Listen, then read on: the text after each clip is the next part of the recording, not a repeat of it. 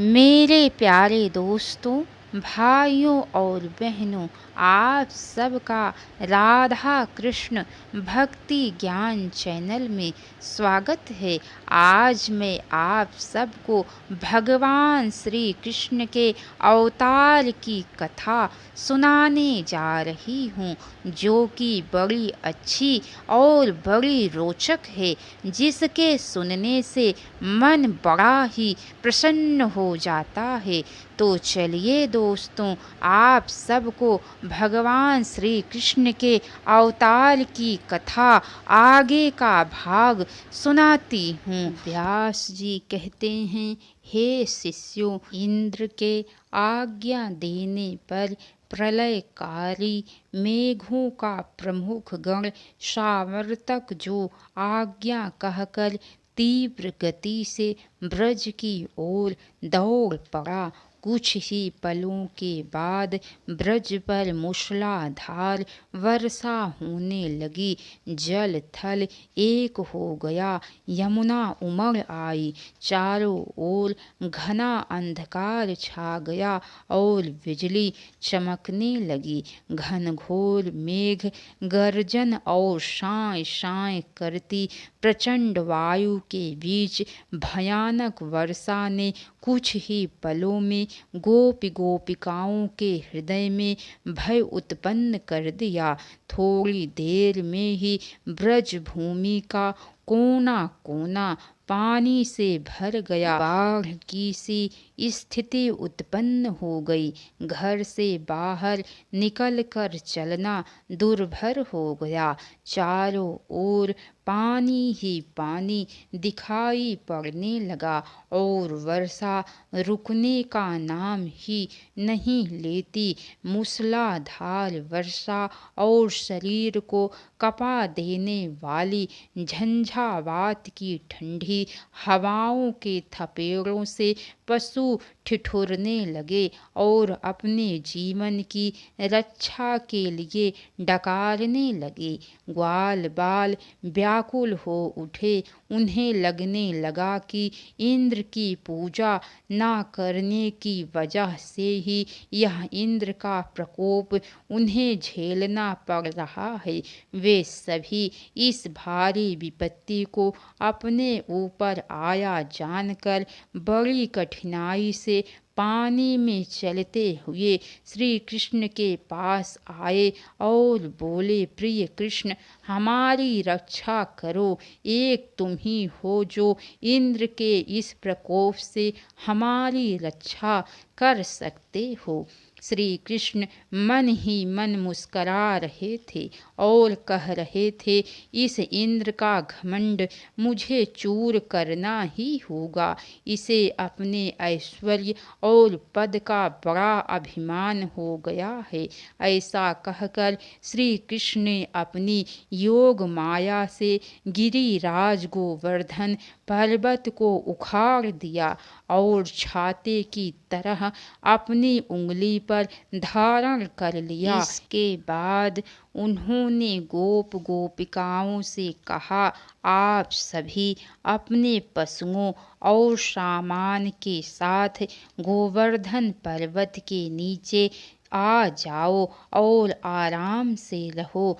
तुम इस पर्वत के गिरने की तनिक भी शंका मत करना। श्री कृष्ण के आश्वासन देने पर सारे ब्रजवासी गोवर्धन के नीचे आ गए।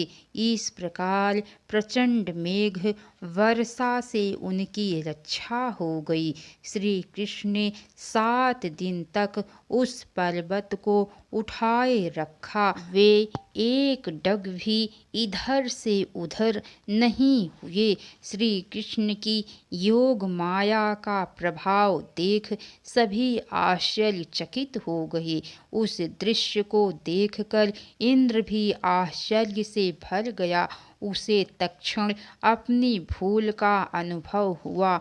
उसने सभी मेघों को जल बरसाने से रोक दिया। जब श्री कृष्ण ने देखा कि वर्षा रुक गई है तो उन्होंने सभी ब्रजवासियों को पर्वत के नीचे से निकाला और पर्वत को फिर से उसी स्थान पर रख दिया। श्री कृष्ण की यह लीला आज के बुद्धिजीवी लोगों के गले नहीं उतरती, जबकि वास्तविकता यह है कि श्री कृष्ण की इस लीला को साहित्य में प्रचलित अतिशयोक्ति अलंकार के माध्यम से चित्रित किया गया है।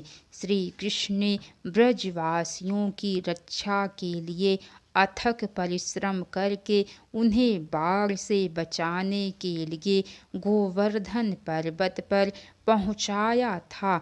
उनका यह अथक प्रयास ही गोवर्धन पर्वत को सिर के ऊपर उंगली पर उठाने जैसा मुहावरा है, जिसे चित्रकारों ने अपने तरीके से चित्रित किया है। बाद में सभी ग्वाल बाल पानी के उतर जाने पर, धूप के निकल जाने पर अपने अपने घरों को लौट आए और श्री कृष्ण की भूली भोली प्रशंसा करने लगे। उन्होंने नंद बाबा से कहा, नंद बाबा, आपका कान्हा तो बड़ा अलौकिक है। इसने जो करतब हमको दिखाया वह किसी साधारण बालक के बस की बात नहीं है। नंद जी, आपके इस बालक ने अब तक जितनी भी लीलाएं की है उन्हें देखकर हम ब्रजवासियों का प्रेम इस पर बहुत बढ़ गया है। तुम्हारे इस सांवले सलोने पुत्र से जो प्रेम करते हैं और जिन्हें इसका सानिध्य प्राप्त हुआ है वे सभी बड़े भाग्यशाली हैं। उसी समय इंद्र वहाँ आया और उसने श्री कृष्ण और समस्त ब्रजवासियों से क्षमा मांगी। हे ब्रजवासियों, हे श्री कृष्ण, हे बलराम, मैं आप सभी से क्षमा याचना करता हूँ। मेरी धृष्टता के लिए आप मुझे क्षमा कर दे। आज के बाद आप सभी गिरिराज श्री कृष्ण और गोवर्धन पर्वत की पूजा करें और इसकी परिक्रमा करें, क्योंकि मेरा मान मर्दन करने में श्री कृष्ण और इस गिरिराज का बड़ा हाथ है। इसने आपकी रक्षा की है। श्री कृष्ण एवं गिरिराज गोवर्धन का रूप धारण करके आपके बीच में उपस्थित हैं। आप बड़े भाग्यशाली हैं जो आपको इनका सानिध्य प्राप्त हुआ है। ये भगवान विष्णु के अवतार पूर्ण ब्रह्म हैं। इतना कहकर देवराज इंद्र श्री कृष्ण से क्षमा प्राप्त करके वहाँ से चला गया। उसके जाने के उपरांत सभी ग्वाल बालों और ब्रजवासियों ने गिरिराज गोवर्धन के साथ भगवान श्री कृष्ण का अभिषेक किया और खूब आनंद मनाया।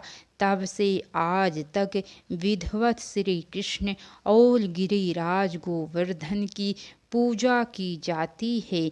इसी समय से श्री कृष्ण को गिरिराज और गोविंद नामों से भी पुकारा जाता है। एक दिन नंद बाबा ने एकादशी का व्रत किया और द्वादशी लगने पर रात्रि में ही यमुना के जल में स्नान करने के लिए प्रवेश किया। वे स्नान करने के उपरांत ही व्रत का पारणा करना चाहते थे, परंतु उन्हें इस बात का ध्यान नहीं रहा कि असुर बेला में किसी को नदी में स्नान नहीं करना चाहिए।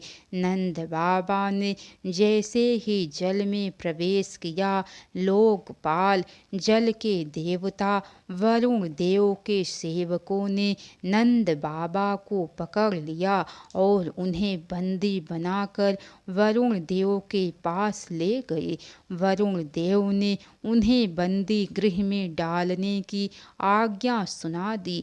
सेवकों ने उनकी आज्ञा का पालन करते हुए उन्हें बंदी गृह में डाल दिया। जब काफ़ी देर तक भी नंद बाबा स्नान करके नहीं लौटे तो सभी को बड़ी चिंता हुई। घर में मातम का माहौल छा गया। तब श्री कृष्ण ने यशोदा मैया को आश्वस्त करते हुए कहा, मैया, पिताश्री को कुछ नहीं होगा, तुम चिंता मत करो और शोक करना छोड़ दो।